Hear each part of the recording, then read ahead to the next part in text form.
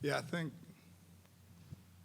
think he's a 10-year NFL guy, to be totally honest with everybody here. Like, just the stuff that he does, not just in the box, but in the route. Like, I don't know, he's everything you want and a guy that you get to coach, and obviously wish I had more time with him, but it's been a pleasure.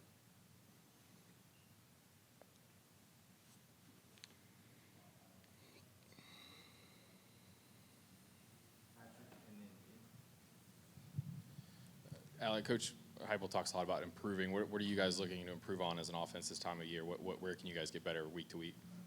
Yeah, I think it starts with just playing smarter, eliminating mistakes that we are in complete control of. To me, that's the basis of it. Obviously, throughout the year, the best teams in the country are getting better every single week, and that's not just schematically adding new wrinkles, but your base fundamentals, your base run footwork, your base how we're catching the ball, how we're putting it straight to the tuck.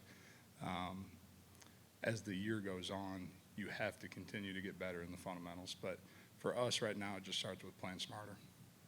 How would you assess where Ethan Davis is at right now? I know there's some older guys in the room with him, but what's key for him to maybe finding some more snaps? He's continued to take steps, and I think for him, as he realizes the weeks that he practices really well translates to playing better on Saturday. And he's in a spot right now where there's just two guys ahead of him that are playing at a really high level, and I have all the belief in the world in E. And certain games, depending on how much 12 personnel we're in, he gets more snaps, and depending on kind of what the third down menu is, he can see more snaps there. But he's just got to continue to invest and earn it during the week, and he's done a really good job. Today was one of his best practices.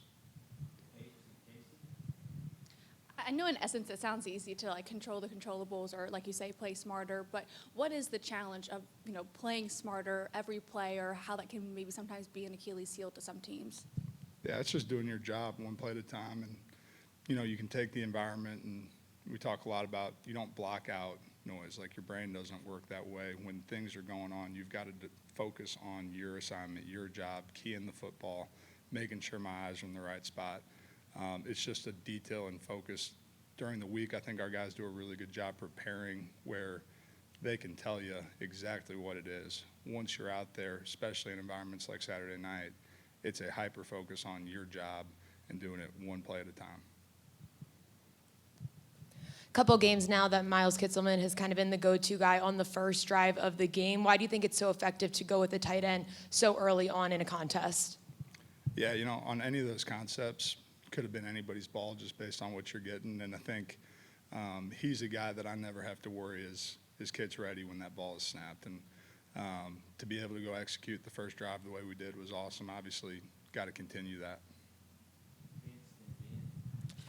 Coach, in self-scouting, how much have you guys been able to avoid being predictable based on your personnel or alignment, including kind of expanding what you guys do with that 12 personnel?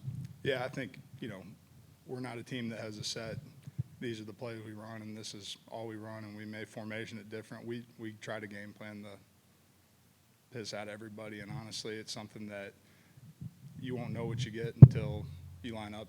A lot of ways that defenses game plan us and throw out new schemes for us. That's how we attack every week on offense, where there's core concepts, there's core menus, but it's more designer and more built for who you are than any other week. As the 12 continues to grow, just finding more efficient ways to do more things out of it.